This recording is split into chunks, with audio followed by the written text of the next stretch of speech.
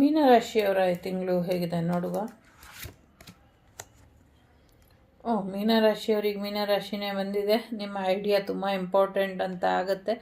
So ಯಾವುದೋ ಒಂದು ವಿಚಾರಕ್ಕೆ ನೀವು ಕೂಡ ಭಾಗಿಯಾಗ್ತೀರಾ. ಯಾರ್ದೋ ಒಂದು ಕನಸು ನನಸು ಮಾಡೋದಕ್ಕೆ ನೀವು ಕೂಡ ಪ್ರಯತ್ನ ಪಡ್ತೀರಾ. ಅದರೊಳಗೆ ನಿಮ್ಮ ಕನಸು ಕೂಡ ನನಸಾಗುತ್ತೆ ಅನ್ನುವಂಥದ್ದು ಇದೆ. ಜೊತೆಗೆ ಒಂದಷ್ಟು ಪ್ರೀತಿ ವಿಚಾರದಲ್ಲಿ ಏನೋ ಮೋಸ ನಡೀತಾ ಇದೆ, ಅದನ್ನು ಸ್ವಲ್ಪ ಹುಷಾರಾಗಿ ಹ್ಯಾಂಡಲ್ ಮಾಡಿ ಅನ್ನುವಂಥದ್ದು ಕೂಡ ಇದೆ.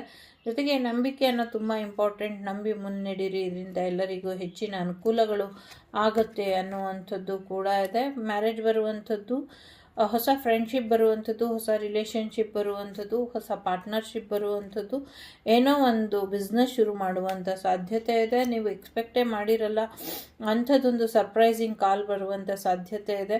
ಸಡನ್ನಾಗಿ ಮ್ಯಾರೇಜ್ಗೆ ಹೋಗ್ಬೋದು ಅಥವಾ ಸಡನ್ನಾಗಿ ನಿಮಗೆ ಮ್ಯಾರೇಜ್ ಫಿಕ್ಸ್ ಆಗ್ಬೋದು, ಎಂಗೇಜ್ಮೆಂಟ್ ಆಗುವಂಥದ್ದು ಕೂಡ ಇದೆ. ಒಂದು ಫೋನ್ ಕಾಲ್ ಬಂದು ಟ್ರಿಪ್ ಹೋಗ್ತೀರಾ, ಶಾರ್ಟ್ ಟರ್ಮ್ ಟ್ರಿಪ್ ಹೋಗುವಂಥದ್ದು, ಅಧಿಕಾರ ಬರುವಂಥದ್ದು ಕೂಡ ಇದೆ.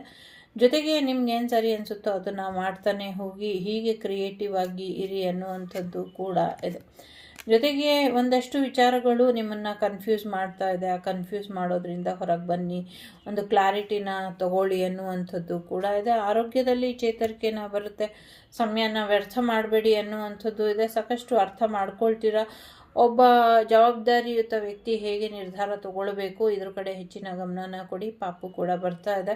ಫೈನಾನ್ಷಿಯಲಿ ಸಕ್ಸಸ್ ಕೂಡ ನೋಡ್ತೀರಾ, ಪ್ರಯಾಣ ಕೂಡ ಮಾಡ್ತೀರಾ ಅನ್ನುವಂಥದ್ದು ಕೂಡ ಇದೆ. ಸಾಕಷ್ಟು ಪಾಸಿಟಿವಿಟಿ ನಿಮ್ಮ ಲೈಫಿಗೆ ಬರ್ತಾ ಇದೆ. ಒಳ್ಳೆಯದಾಗಲಿ ಅಂತ ಹಾರೈಸ್ತೀನಿ. Take care.